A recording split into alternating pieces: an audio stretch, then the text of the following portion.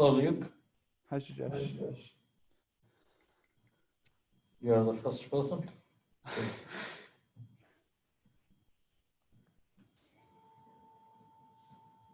I guess Tuesdays, or maybe the weather is cloudy and all that. Yeah. Not very useful.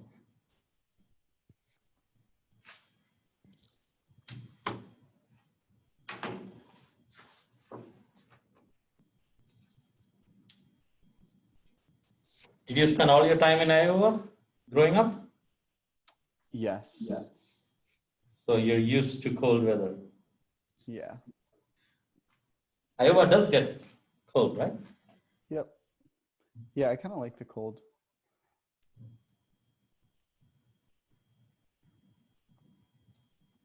I spent 1 year in Ames, a little north of Des Moines. Yeah. That's when I learned that Illinois, you don't pronounce the S in Illinois. Until then, I used to pronounce it as Illinois. Gotcha. So that was before you came here then? Yes, that was right before I came here. Gotcha. And it was almost, how many, 10 to 12 years in US, and all the time I was saying Illinois or Illinois. No one corrected me. So, Gotcha. hello. Oh, you don't see me. Hello.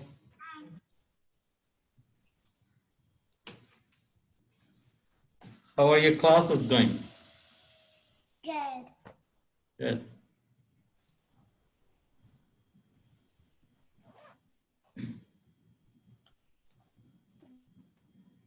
How's your class doing? It's going okay. Yeah. I enjoy it. It's fun. How about you? Good. Good.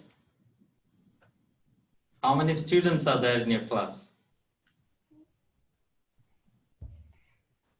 Good. How many students? I didn't count them. Okay. My class has very few students. We are only 6 students. Probably less than yours. Probably there's a lot than 6 people in mine. Next time we should try to count them. Okay. Okay. Okay. See you later. Bye. Nice chatting. I'm gonna go count. Oh, it's only 2 of you guys. I said 6, but we are only 2.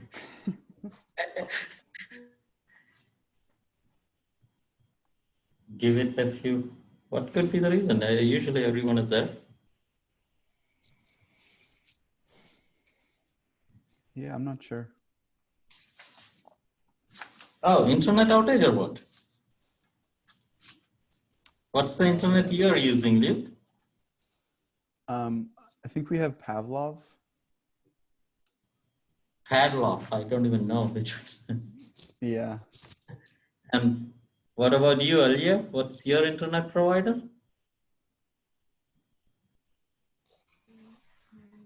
I'm not sure, but I think it's media communication. Mediacom, okay. Yeah. Yeah, these So stuff, my husband take care of Wi-Fi and these stuff. Tell that again, Alia? I couldn't understand you. I'm saying I don't know exactly the name, but I'm guessing because the Wi-Fi and these stuff, my husband take care of it. Yeah, I yeah. don't know in Yeah, probably. But Luke, you said something that I never heard of before. Yeah, I've never heard of this either, but it's like what my apartment has set up. Yeah, like Pavlov, like the Pavlov. psychologist. Oh, I don't even know. You're in Carbondale, right? Yes. Okay. Because I thought there were only 2 services in Carbondale, Mediacom and Frontier, but I guess this is something new. That around. Yeah. Okay. A lot of things I don't know. Okay, probably we should just begin, I guess, right? I think since there is a recording. Yeah, okay. Ah, here Moses is here. Hey. Yeah. Sorry, I'm late today. Yeah, no one is around except Luke and Alia. So we were wondering what happened. Maybe there's that outage, internet outage or something. Well, I don't know. I wasn't able to connect from my apartment. Okay. I spent like 5 minutes trying to submit the extra credit, Oh. and then it timed out, so I had to forgo it. But since you come in the class, you can submit it in physical. That's yeah. I can do that? I think so. Well, I don't know. How about I email it to you? Yeah, sure. Okay. Okay, I think we should proceed.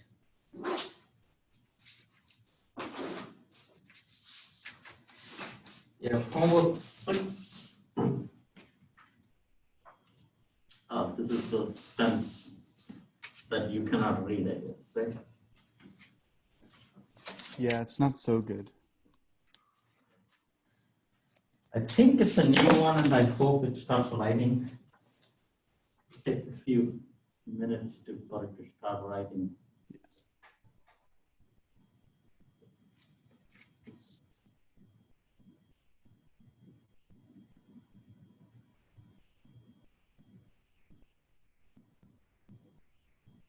Only 6 homeworks as of now.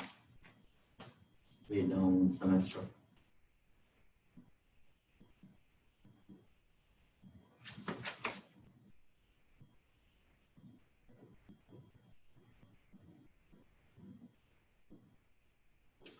Oh, that's a holiday right before this. I think election day is right before this. That's a holiday, I think.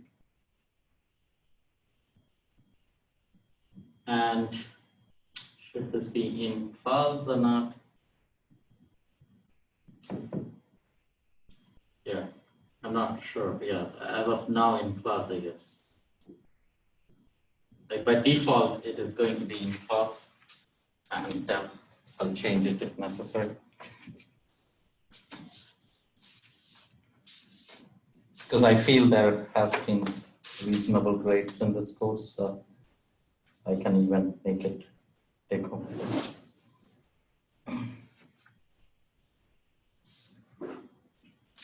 Okay, we were doing contour integrals.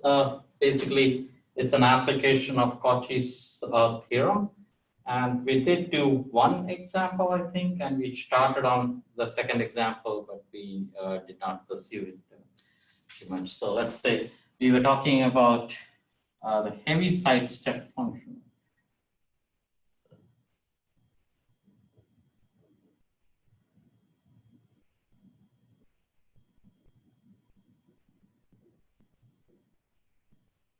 So Heaviside, the name sounds it's very similar to the function that's named after him, but he has done a lot of work on electromagnetism. Almost most of the modern notation in which electromagnetism is done is based on his style of work. So, and a very interesting personality, so it's worth reading about. I encourage. But we are simply talking about this function named after him. So this is 1 if t is greater than 0. It's 0 if t is less than 0.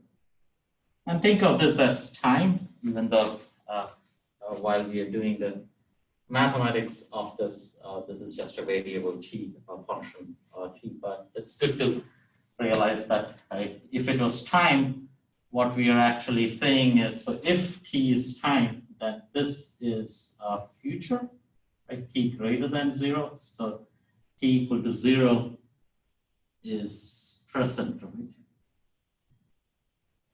And t greater than 0 is future, and t less than 0 is past.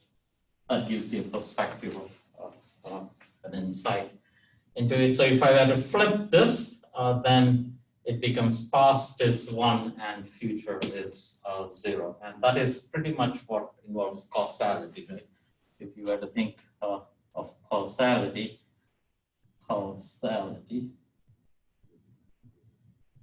it states that future should not affect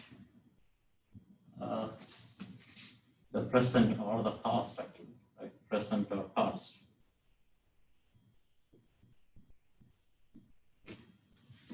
And why? Pretty much because we tend to get into a lot of logical issues, right? I mean, there are lots of movies made these days based on that. So just the fact that you can go and kill yourself when you were younger, so that guilt leads to logical flaws. That's pretty much the reason why we don't want it. There's no, I think there is no fundamental reason as to there, but fundamental by construction is based on our experience. We will try to build things on our experience, and we never experience anything that involves this.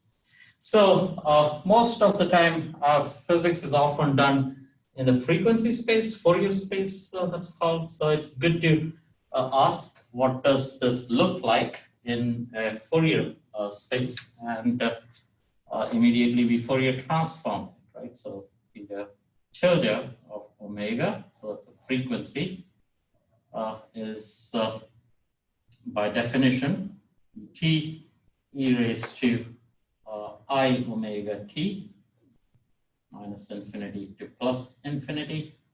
So there are definitions of Fourier transformation involve 2 pi here and there. So make sure different references use different notations. So make sure this is my.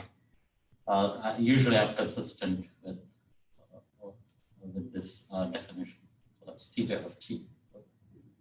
Right. So in general, given any function theta of t, this is the Fourier transform of that, which is a function of frequency. And again, like maybe I think in the electromagnetic course, we said when there are legendary polynomials, this should be thought of as unit vectors. Right? This is an infinite dimensional space, and these are unit vectors, and these are components of the main vector in along that.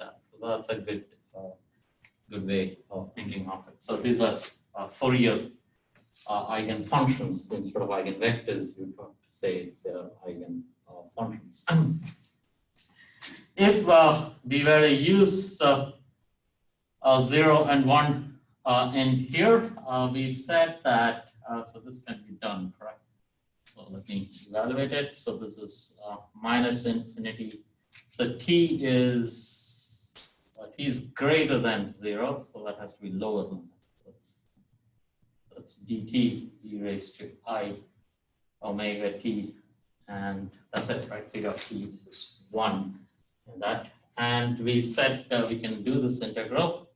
This is actually a divergent integral, or it's not well defined because this keeps oscillating, and at infinity you don't know what to capture with one way or the other. So at this stage, this is not very well defined. So we can define it, or one way to introduce some meaning to this is, so we put in a convergent factor. And omega is the free piece in here. And I introduce a new parameter, so that's minus delta t. Notice when there is an I, there is it's oscillatory function, exponential of I.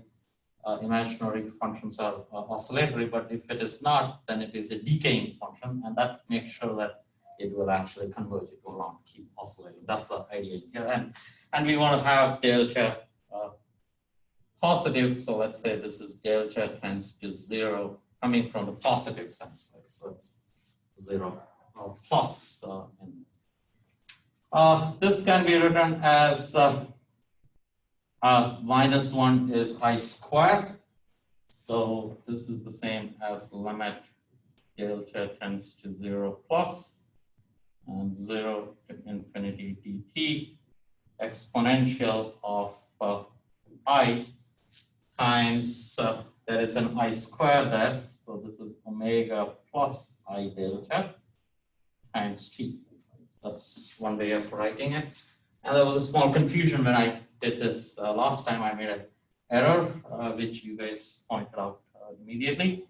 This is equal to 1 over I times omega plus I delta. Oh, I didn't probably do it this way. I think I introduced a minus sign there, right?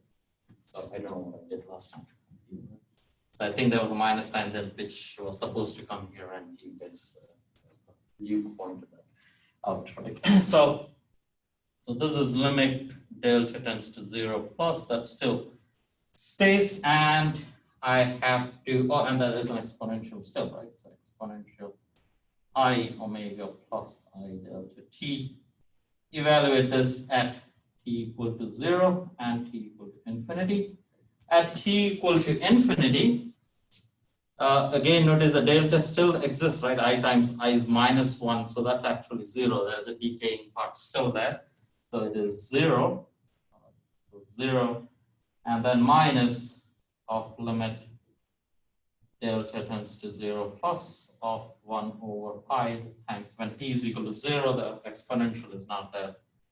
It's omega plus I delta.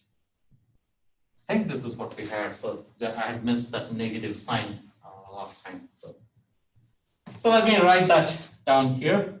So this is, and then I'll erase this off in the space.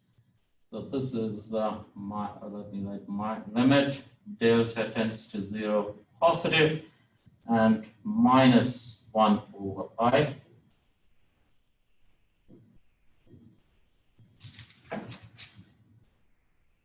And this time I did not make an error. I think so. Does it match with last time, whatever we had? I think so.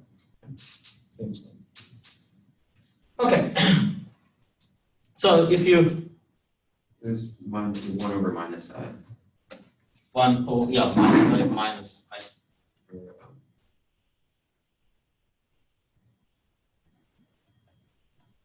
Yeah.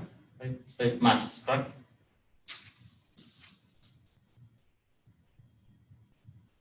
Yeah. Okay, yeah. Yeah. Yeah, matches. Okay, good.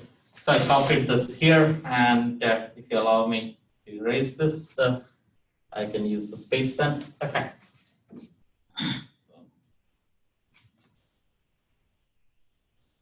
Okay.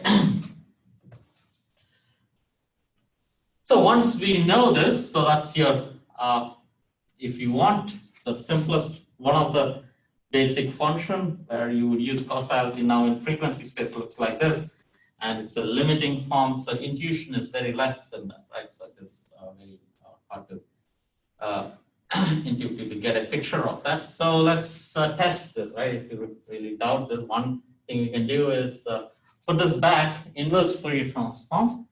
And inverse Fourier transform is again minus infinity to plus infinity. This time you integrate over all the frequencies. And this is minus I omega t and tilde of omega. But we know that theta tilde is this quantity in here. So I substitute that in there. So I write this as minus 2 pi I, and I write the 2 pi I outside this time so that it looks more like a Cauchy integral. And this is equal to, and this is minus infinity to plus infinity d omega e raised to minus I.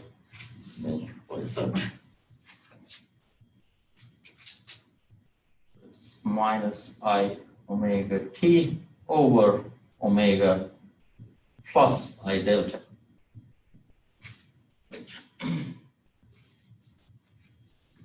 that's what it is. What this means is that this integral actually is supposed to give you 1 when t is, and there is a limit also. So this still the limit exists.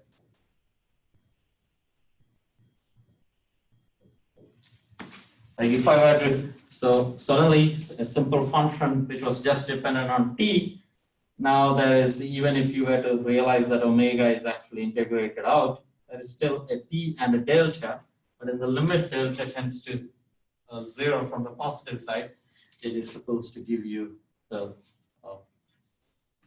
step function. So that is not at all obvious here. So let's test this, right? So that's one way where we can see the contour integral coming.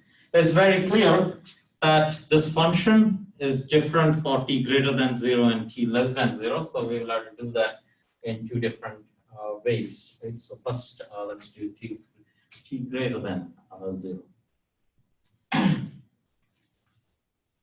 Or first, let's do t less than 0. You see? Yeah, first let's do t less than 0. The tricky with 0. So let's see what happens when t is less than 0.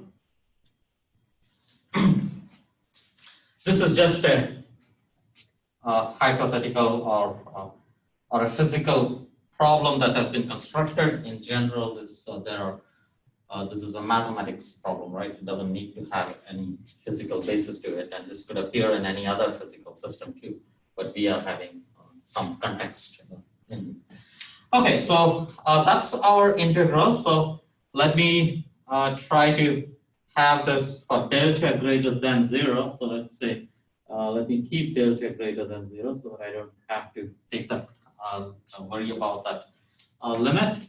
And let me say this is I1 of A, so I of A, I1 of A. Is it A? No, delta. It depends on delta and T. It depends on delta and it depends on T also. If we want, we can write it like that, but it's just some I1 of A. And that's equal to minus 1 over 2 I minus infinity to plus infinity d omega e raised to minus I omega t over omega plus I delta. So you're keeping t less than 0, delta will always remain positive, but we'll first do the case t less than 0 and then do the case t greater than 0. We can also do what happens when t less than 0, but since we are interested in this problem, we'll keep that as it is. Like that's a very good candidate for an exam, right? Then I know that I've done this in the class. You guys are supposed to know this, so repeat this for delta greater than 0. That's typically how I think. I'm not saying that I'll actually ask that question, but that's how typically I think when I'm making an exam. Okay. So we want to solve this using contour integrals. And remember Cauchy's theorem. Let me write that here. Cauchy's theorem is for complex or whenever you have an analytic function,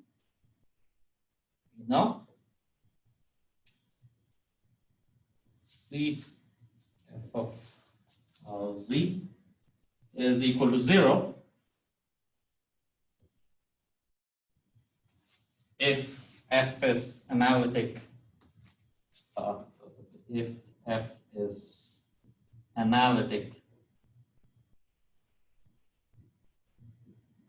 inside the contour C. We also had a, you can say, Cauchy's integral theorem. Is a slight generalization. Actually, I don't need a 2 pi either, right? Basically, it's 0, so it's not important. But you can also write this, or there is a associated theorem if you want. Z minus A. Right? So now f of z is analytic, but if the contour is allowing z equal to A to be there, so then one point it is not analytic. But it turns out that this is exactly equal to f of a if a is inside C and 0 otherwise.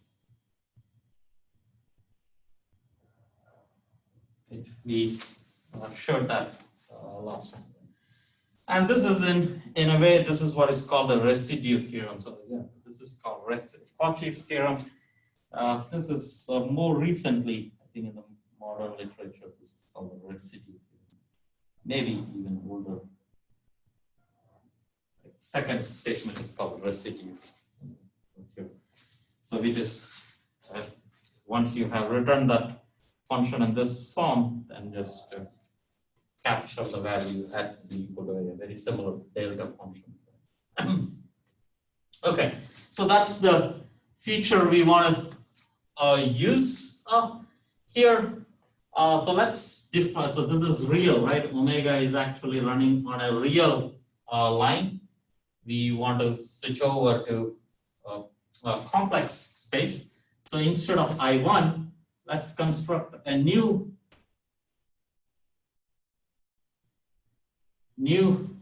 integral altogether. Let's call that G1, and that's 1 minus 1 over 2 pi I.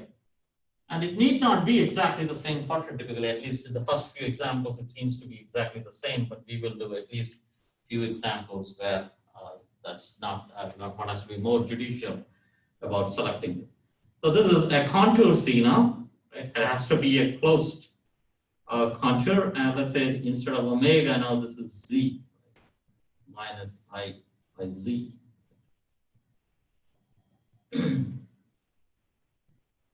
This is z plus I delta. And now what is my contour? So this contour is, notice first of all, in the complex plane, when z is equal to minus I delta, there is a pole. That's your pole.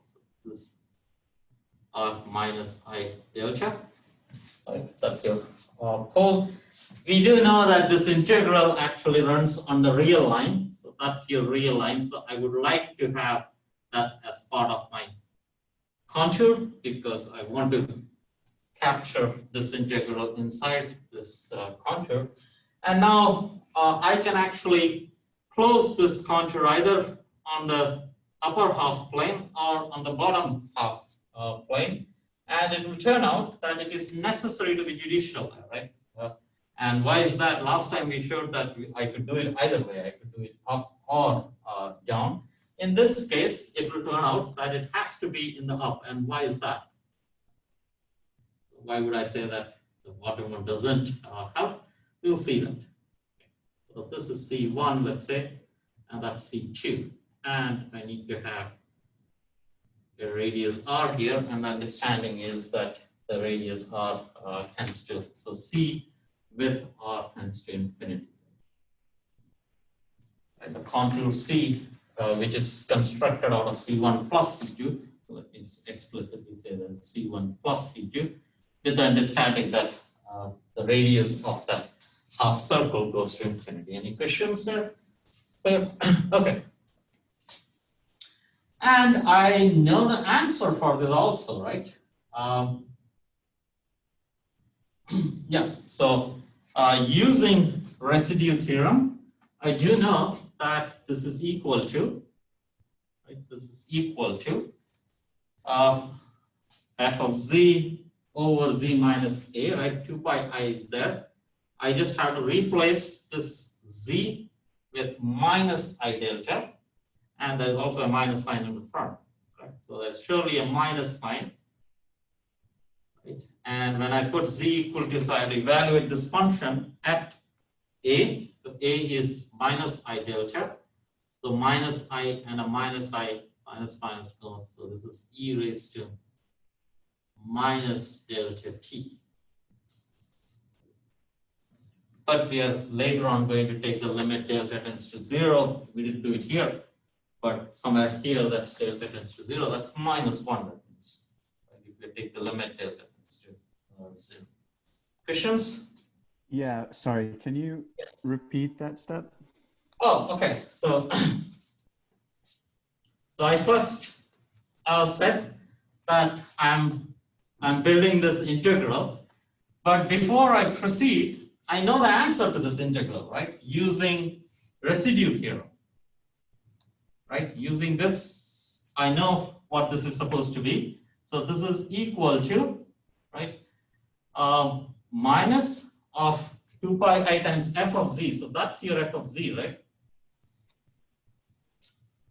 Right, whatever is in the numerator after I isolate this. So I had to evaluate this minus I zt, evaluate this at z equal to minus I delta. Is that clear? Yes, but shouldn't it be 0 because we chose the upper? Oh, yeah. It is 0. Sorry, that's the confusion. Okay. Sorry, my bad. For others, notice this is if A is inside C, right? But A is not inside C, so it is 0. Right? Very good. Yeah. Actually, I guess because the answer is 0 there, right? T less than 0, it should be 0, right? So it is actually at z equals, so there is no residue theorem, right? So we have to use the other step, it's 0 otherwise. Thank you for catching me. Later on, I would have struggled with it. Thank you. So this is equal to 0 immediately, right? Pole is outside, everywhere it is analytic, so using the first equation itself, it is an analytic function everywhere inside the upper half plane, so that's equal to 0 immediately. Good. But is that equal to this integral? That's not yet equal to that integral. So I have to do a little more work. So we have a relation that this is minus 1 over 2 pi I on the contour C1. So I split the contour dz, but on the contour C1, z, or let me first write this explicitly, I zt over z plus I delta. And then minus 1 over 2 pi I C2 uz e raised to minus I zt over z plus I delta is equal to 0. Right? In the first contour C1, I substitute z is equal to omega. So here I substitute z is equal to omega, and omega is real, which gives me immediately the integral that we are interested in. So that's I1 delta t minus 1 over 2 pi I.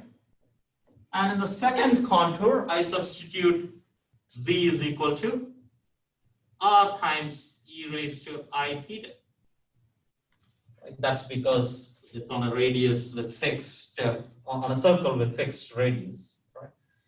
Once that is the case, dz is equal to I times r e raised to I theta d theta. Is that readable on the screen? Let me know if you kind of write it bigger. Yes, you guys are struggling to read. Yeah, a little. So let me write that here. So in the second integral, I substitute r e raised to I theta. So dz is equal to I r e raised to I theta d theta. Correct. So that's the same as on C2. I have to take the limit r tends to infinity, and when I go all the way on that contour C2 in the upper half plane, the angle theta is changing from 0 to pi. And I still have to take the limit r tends to infinity. That's also necessary. And this is I times the dz, I times r, e raised to I theta, e raised to minus I t. And there's a z there, so I had to put that. And in this case, I write, let me do that in the second step. I write everything so there's a exponential in the power of the exponential. That's okay. We'll expand that as cosine theta sin theta in the next step. And this is z plus I delta or e raised to I theta plus I delta.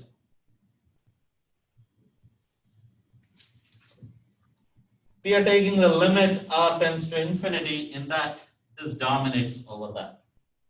Okay, so we can actually neglect that. You can do that more concretely if you expand this as a series in delta over r. You can do that more concretely, but this will not contribute in the limit r tends to infinity. One also has to worry about whether it is convergent or not, because you have to bring in the limit r tends to infinity inside that integral. So there are some caveats in there, but these are all nice textbook examples that all work. So, but the first time you got to be really worried about all that. There's some few steps, a few conceptual leaps you're making in that, which might not work in very special circumstances, but most of the time it does work. Once I neglect that, this r e raised to I theta cancels the r e raised to I theta in the numerator, so the r is gone. That means the r tends to infinity. Most of it is gone except what is sitting inside the exponential.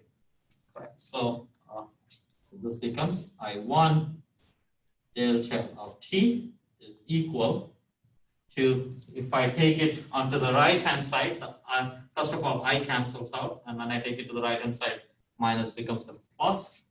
So this is 1 over 2 pi I, 0 to pi, and that is the limit r tends to infinity also, which is actually outside the integral. d theta exponential of minus I t r, the exponential in the exponent, I write it as cosine theta, and other piece I write it as exponential minus I. When I expand that, there is an I, so there is a t times r sine theta. Correct? Is that clear? So I wrote the exponential as cosine theta plus sine theta. So that's a cosine theta term, that's a sine theta. Okay. Any questions until there? So now notice that in the upper half plane, I have theta between 0 to 2 pi. Right? And cosine theta in that region goes from, so cosine theta is less than 1 and greater than or equal to minus. That's where it goes. And sine theta is less than 1 and greater than or equal to 0, right? Okay. Now notice, so if this was, anyway, this is real, so this is oscillatory.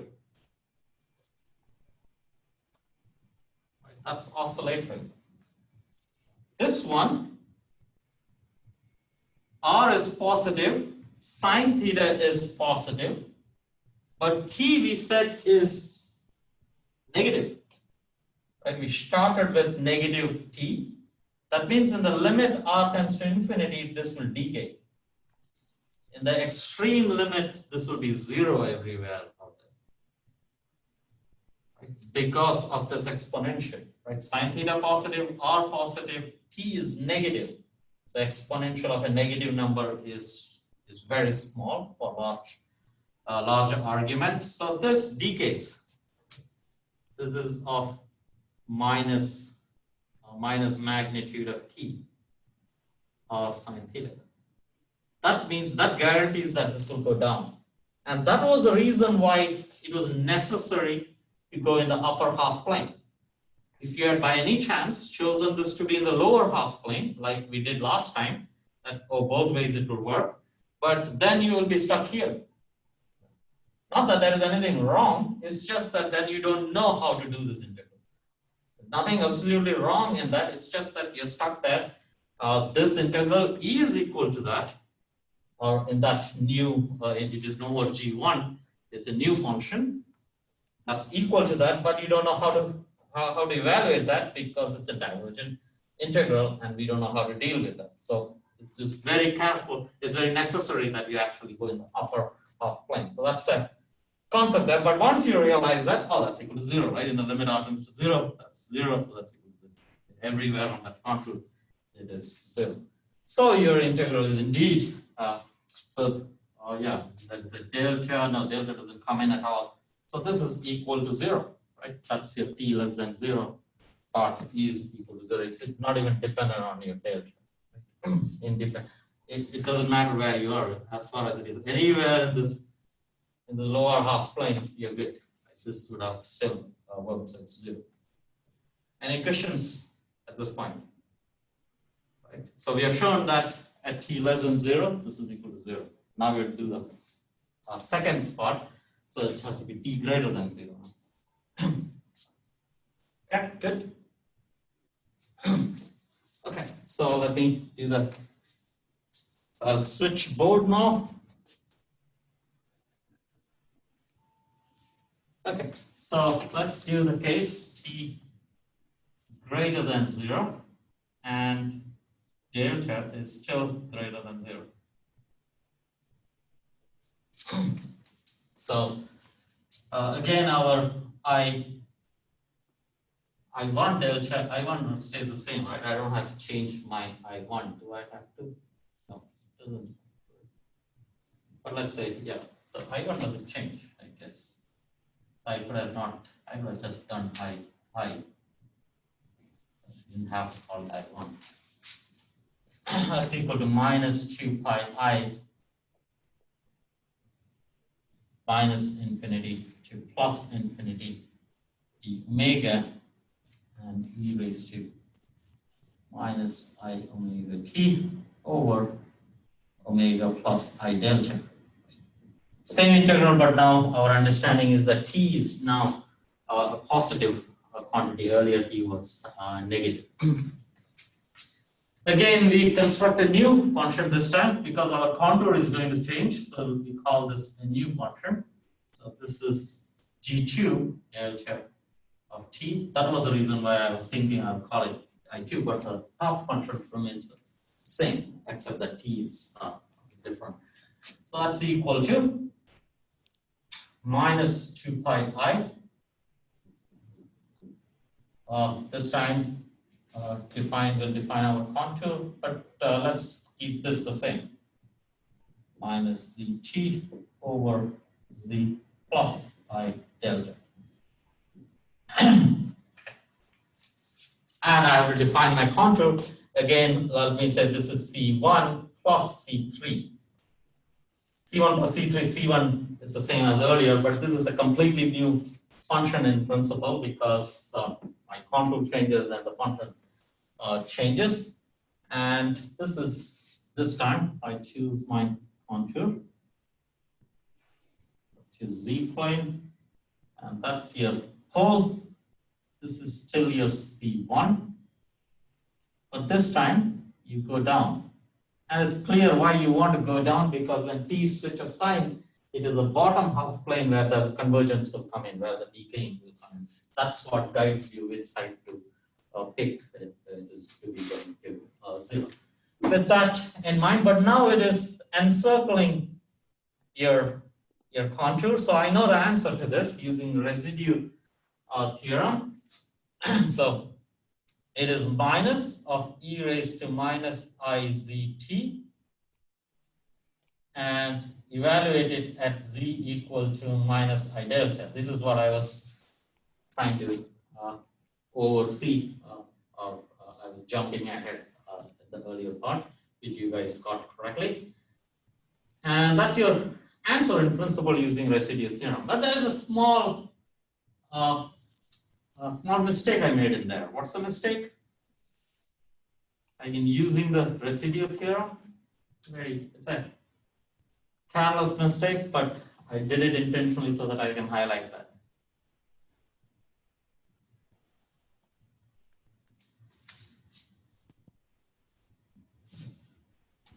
if you stare at residue theorem, there is nothing wrong actually.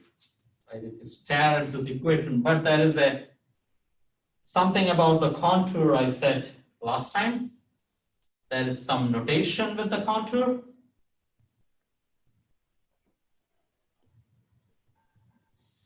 So is it just that it's like clockwise? yes, exactly. So all the time when we say residue theorem, our understanding is that the contour should be counterclockwise. But this is clockwise. Right? So I had to put in a -1 sign. Right? So this is because the contour is clockwise. Right? Clockwise to counterclockwise.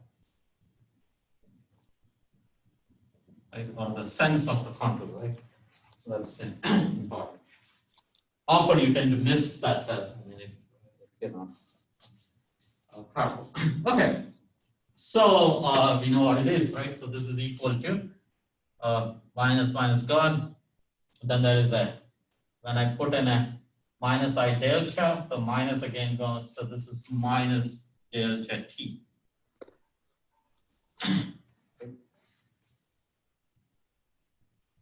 Okay, then again we do the split, right? So this is -1/2 pi I times C1 dz e raised to minus IZT over z plus I delta, and then -1/2 pi I C3 this time dz e raised to minus IZT z plus I delta, and this whole thing is equal to e raised to minus delta t.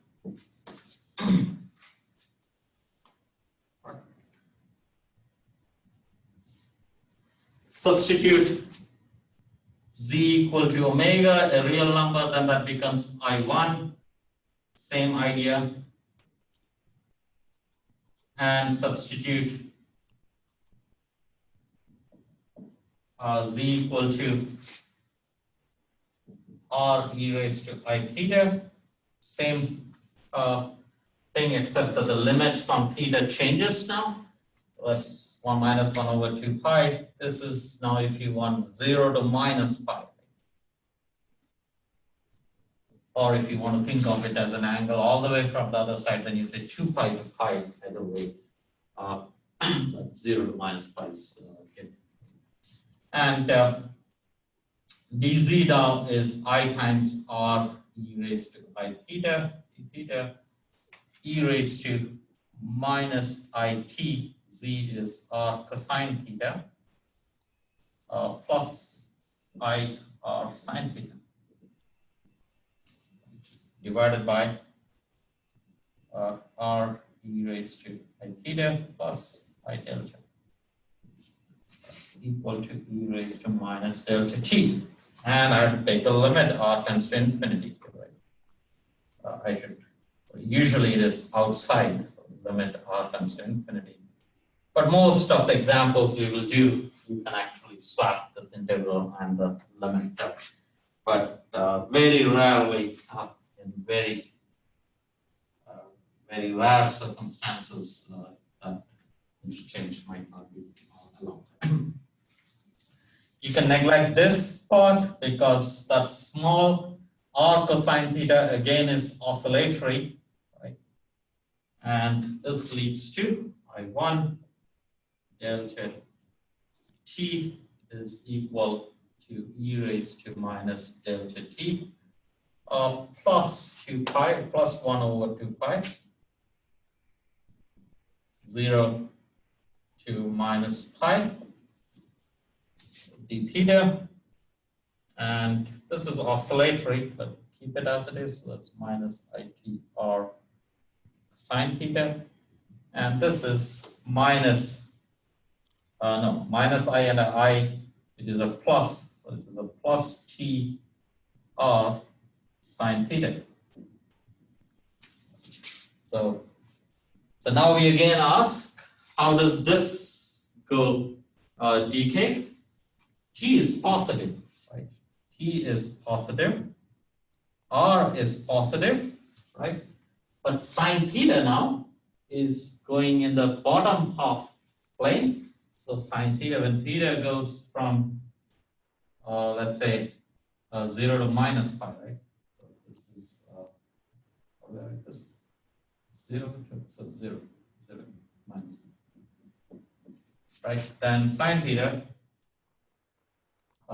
is negative.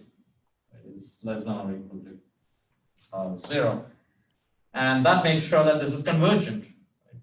And I did take care of that. So this is minus. Right? So overall, it converges, that's necessary. So if this converges, then this integral is not necessary. So that is equal to e raised to minus delta t. So we have overall I1 delta t is equal to 0. 0 if for t less than 0. And it is e raised to minus delta t for t greater than 0. If I were to take a limit, delta tends to 0, positive. That positive is necessary because then you're approaching this point from the bottom half plane. If you come from the top half plane, all the story changes because now the pole is in the upstairs, it will contribute in the up. T less than 0 and t greater than 0. The whole thing changes and probably just switches, but that's a different story. We have to reevaluate that whole thing. And this is exactly our step function, Heaviside step function.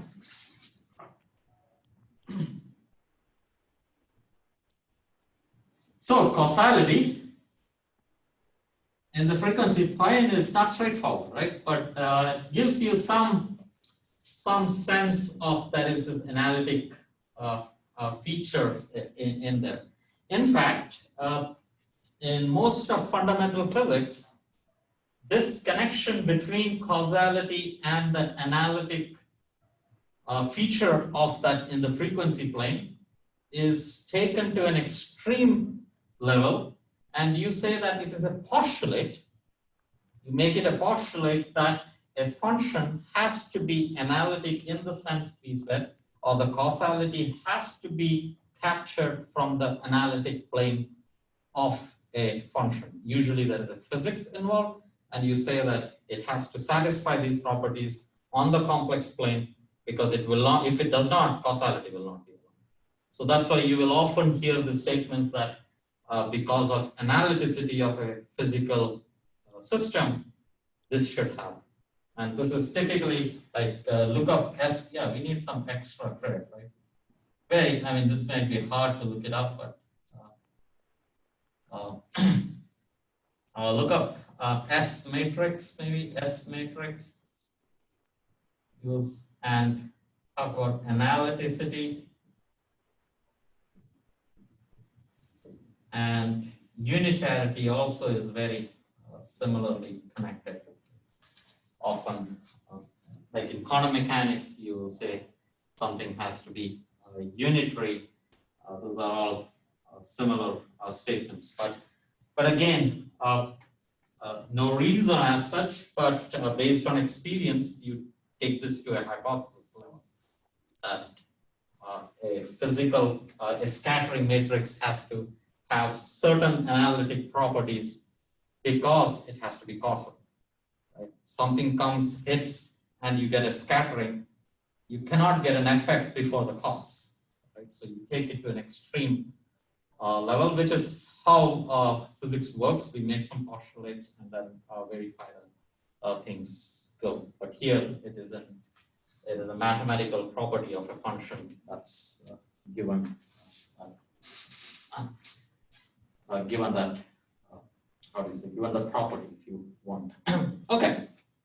Any questions at this stage, broadly? Okay, so let's do another example.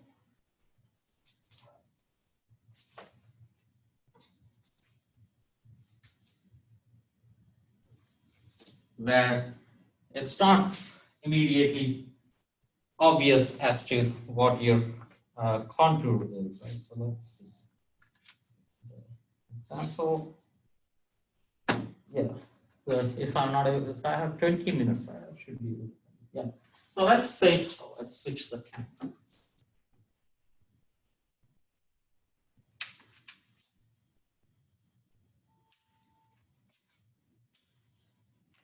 So let's do another example.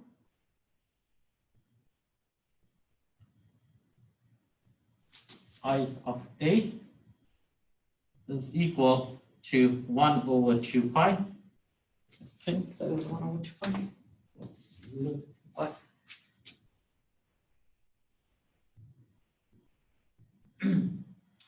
and d theta over 1 plus A cosine theta. Is that integral doable?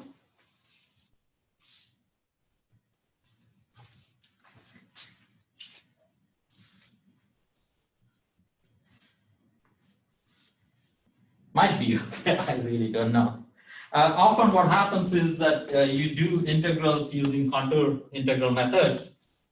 Often it is possible to do that using standard methods also. Often you can do it which you don't know any other method to do it, only contour helps. There are situations like that.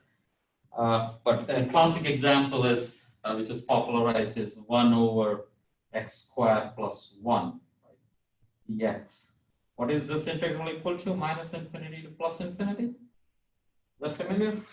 Like, what will you substitute here?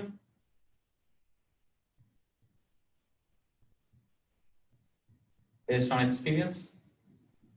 Is it inverse tan? Or You will substitute x equal to tangent probably. But I put in some limits. Yeah, inverse tan. But I put in the limits, right? Yeah, you're correct. So it is inverse tan, and when you put in the limits, this becomes pi. Right? So you said, yeah, that's correct. Inverse tan. And inverse of x, but then you have to evaluate it at minus infinity and plus infinity. This is plus pi by 2, minus pi by 2, but then when you subtract, that's equal to pi. Okay? That's elementary integral. In a sense, in the first few examples, when you're doing calculus, you do that. But in your homework, you have to evaluate this integral. Don't use it you have to use contour integral method to do that. Okay? So you have to redo this integral using contour. So you should, of course, get back pi. You cannot get any other answer. Or if you get any other answer, that will be wrong, I would say. You cannot get two different things. So often you have answers, but I don't know whether one can do it. It should be possible. So extra credit again, right? Try to do this. Try to, don't have to. Like try to do this using elementary methods, using some substitution. It might be possible. And I can actually give you the answer actually.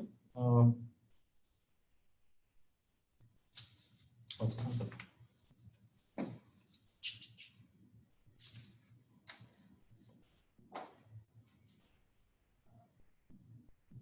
So A is real, yeah. So this is equal to square root of 1 minus A square. And let's say that A is real and A is less than 1 and greater than, if it is 0, yeah, it is well defined at 0. Right. And A is real.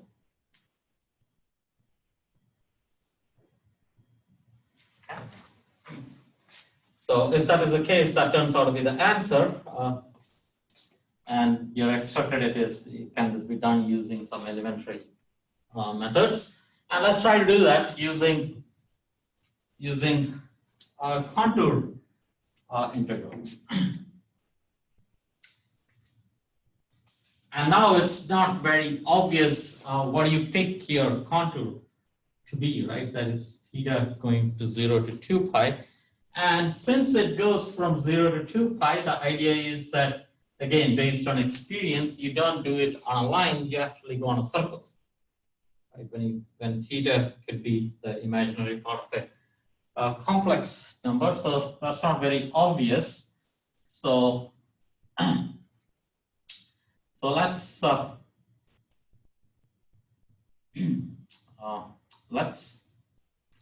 let's think of, yeah, how do you motivate that? So notice that we do know z is equal to r e raised to I theta, right?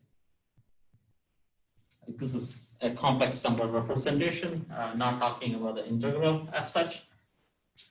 And if that is the case, this is also equal to r cosine theta plus I r sine theta. Z star is equal to r cosine theta minus I r sine theta. So cosine theta, apparently, if I were to do this, so this is z over r plus z star over r, and then divide by 2, right?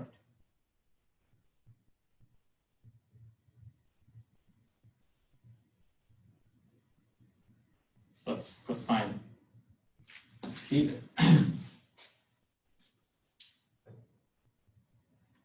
Which is also equal to 1 over 2r times z is, yeah, you can write this as 1 over 2. Z over r is e raised to I theta, right? So this is e raised to minus I theta. So this is e raised to I theta plus e raised to, which is standard, right? Of course, this is definition of cosine theta in terms of exponential. It's nothing remarkable there, but you see the point now. Oh, this could be your z and this could be your z star, right? Or 1 over z.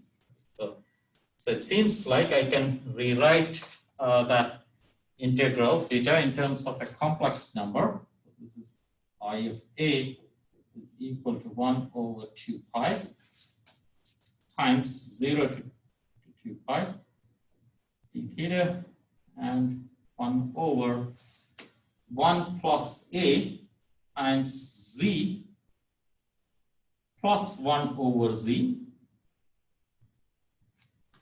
right? And that is a 2, right? 1 over 2.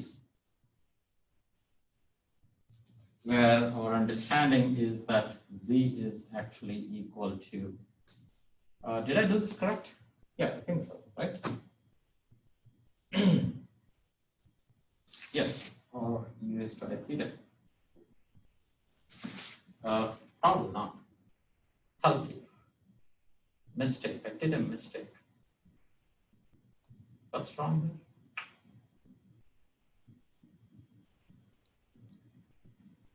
Yeah, this is, so z star is this, right? Z star over r is correct. This is also right. But then this is not equal to, so if I were to write this in terms of z and 1 over z, that's not 1 over z yet, right? This is z star over r. But z star is equal to 1 over z. So z star is equal to exponential of minus I theta if r was equal to 1. If you're on the unit circle. Right? So I want to put z equal to e raised to I theta. So I'm on the unit circle.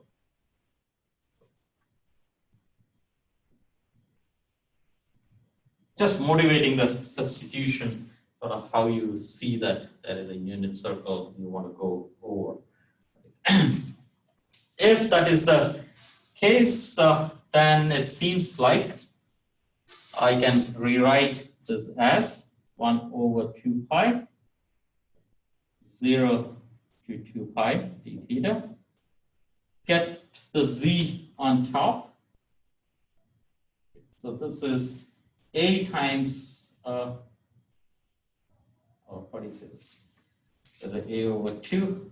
see this better. So z squared, so a over 2 z squared, and then there is there's a z, right? So it is plus z, and then plus a over 2. Correct? I think that's right. And there is z, yeah. Probably you want to pull out the a over 2.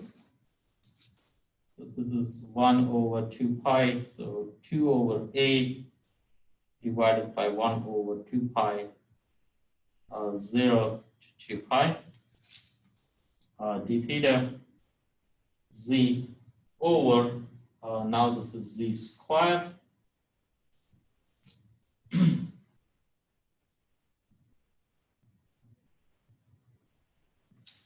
plus 2 over a,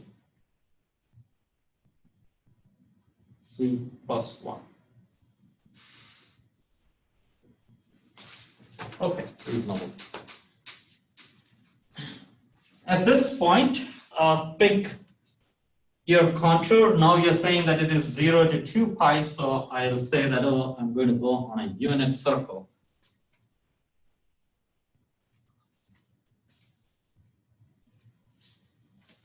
So this is our integral.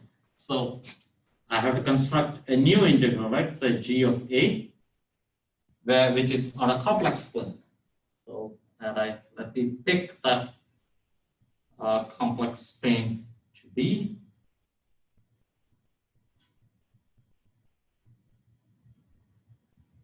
Yeah, so I don't want to put that z there. It is y will see. I think this is what I want.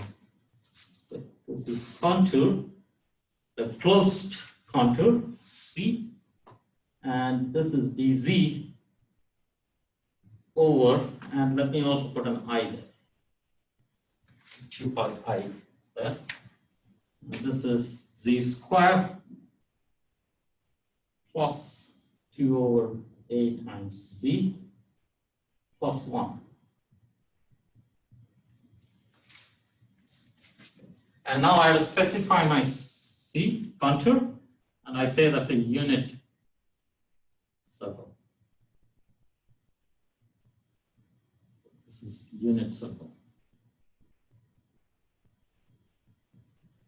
So theta basically goes from 0 to 2 pi. If it's a unit circle, first of all, I need to know if this has any poles inside or not. And those poles will be decided by whenever this goes to 0 in the denominator. Right? This has 2 roots. We have to ask, are those 2 roots inside? Are those 2 roots outside? Or is one inside and one outside? There are various possibilities. So this is equal to, right, 2 pi over a times evaluate 1 over z squared plus 2 over a times z plus 1, evaluated at the roots inside C, right?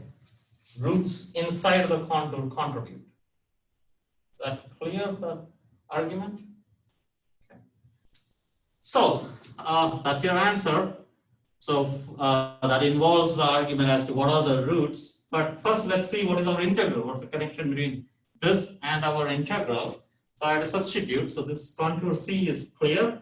Z is equal to not r times e raised to theta. It's just e raised to I theta because it's a unit circle. It's just 1, right? It's a unit circle, so that's a 1 there. So dz, oh, e raised to plus I theta. I don't know where I wrote minus. Plus I theta, dz is I times e raised to I theta, e theta, right, which is basically I times z times d theta. So g of a being equal to that, so on the contour, it is 2 over a, 1 over 2 pi I, So I'm going from 0 to 2 pi now because it's a complete circle. And this is I times z times d theta. And this is again, I can write it in this form here. So that's z squared plus 2 over z, sorry, 2 over a times z plus 1 is equal to 2 over a times the roots inside, right? Roots of 1 over z squared. Evaluate this, evaluate for roots inside the contour C. Right?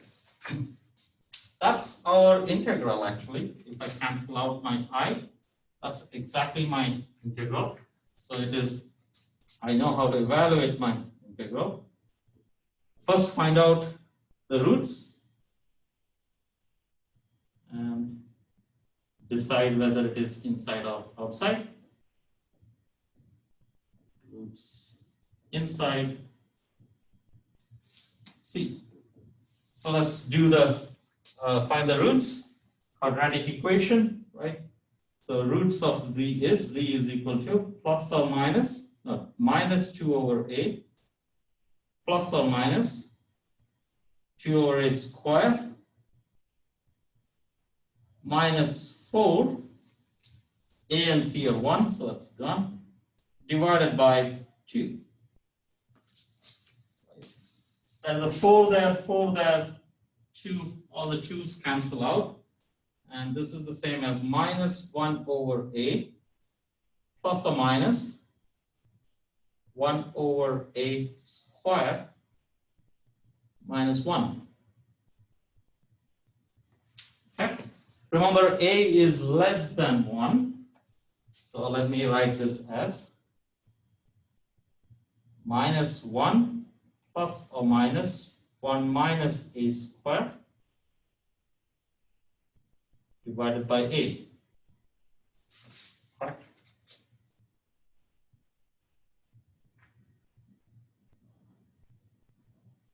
And now let's ask, what's the magnitude of this, right? Oh, maybe I should have done it at this level itself, right? A is less than 1. So this is greater than 1, right? When a is less than 1, this is greater than 1. So that's a positive quantity. And which root is inside? Up here, okay. 1 minus a squared. Yeah, if a is less than 1, so that's positive. So there is a minus 1. And then this quantity, 1 minus a squared. Yeah, 1 minus a squared is less than 1 and greater than 0. So this is less than 1. So it is minus 1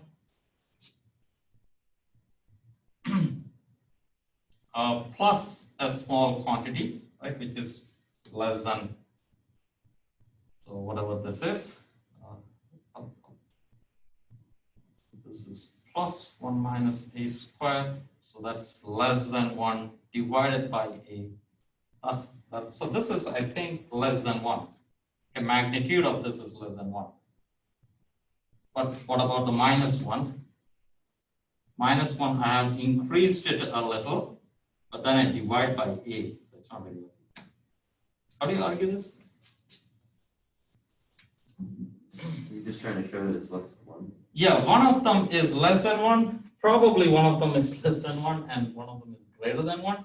But I'm not sure. It is also possible that this might be 2 points here and there, right? Or it could be here somewhere up and down, right? It is surely real, or it could be imaginary. But yeah, a is less than 1. A is less than 1, so this is real. Surely it's real. So it's on the real line, right? So yeah, so it is minus 1. So minus 1 is here, correct? So since it is real, I add some number, so that's something here. When I subtract something, that's something here. Yeah, that's good. Right? So it's minus, no, but it's minus 1 over a. Right, so minus 1 over A is small, that will be large, right? So it is somewhere here. So this is minus 1 over A. So I add something to that. So one of the root will be somewhere here. The second one is either here or inside. Okay. So argue that this one is probably inside. So the one that you add on to that probably is inside the circle. If it's not, then it is 0. If it is, then you evaluate it at that and then you get the answer. Is that clear? I can try to do that. So, oh, then you have to again evaluate that here. I'll leave that to your exercise. Check that. Shall I stop here? Or should I complete? No. Let's finish this. Do you guys have time? Hello? Yeah, so let's do this. But if you guys have to go, you can go. Okay, so let's do this. Is that an easier way of doing this? So you have a quadratic equation, you're evaluating it at one of the roots. Let me just square this at first. Is there a trick you can use to evaluate the root of a quadratic equation? Okay, so my claim is that if z is equal to minus 1 over a plus 1 over a square minus 1. If, right, this is this is inside the circle, presumably. So z square, and we'll do z square plus 2a, right? So this is z plus 1 over a is equal to 1 over a square minus 1. Right? Square root, maybe. Right? Will I get that quantity?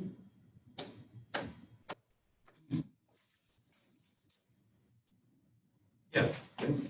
So this is z square plus 2 times a over z plus 1 over a square is equal to 1 over a square minus 1.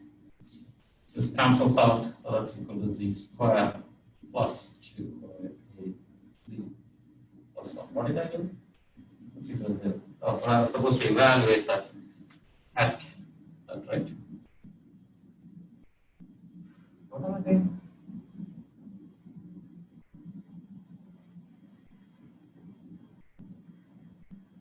Confused here.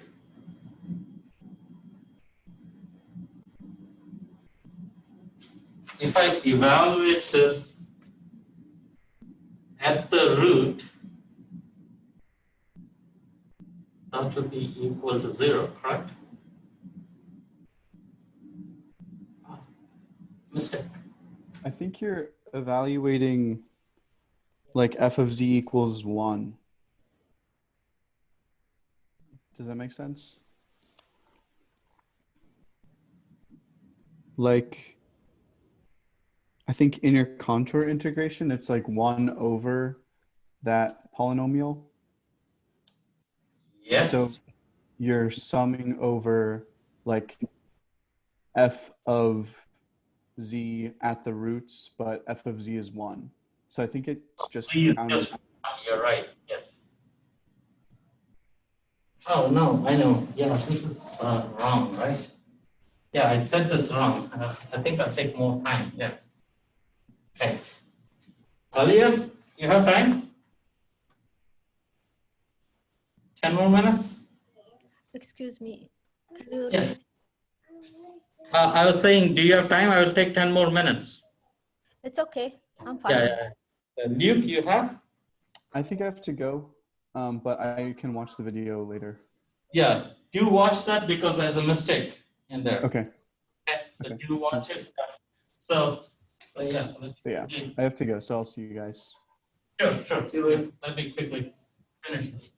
So in the earlier board, I said G of A is equal to 2 over A times 1 over 2 pi I times, this is dz, this was z square plus 2 over az plus 1.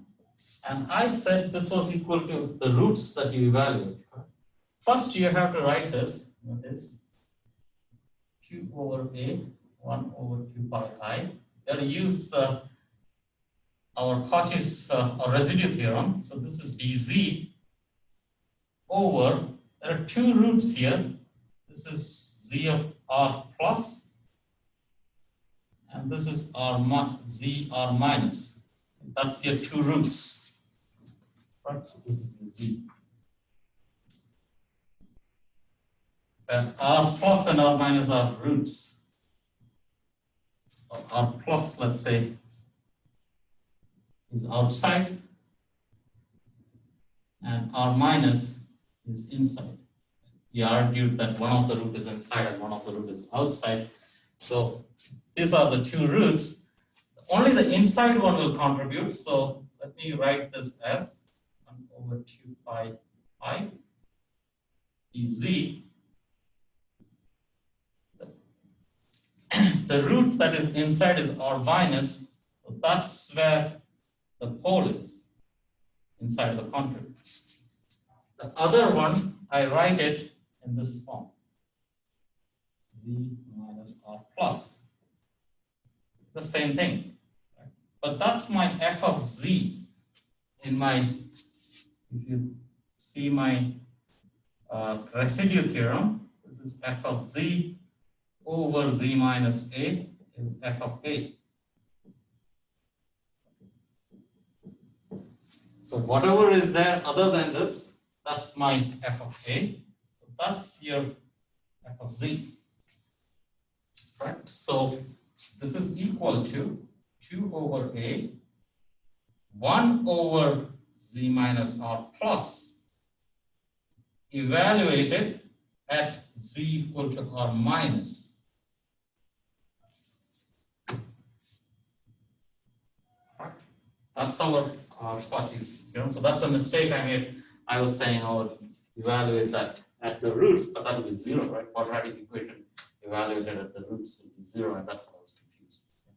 So now this is equal to, when I evaluate this, this is 1 over a times 1 over r minus r plus. Right? And now we can do this. We know the two roots.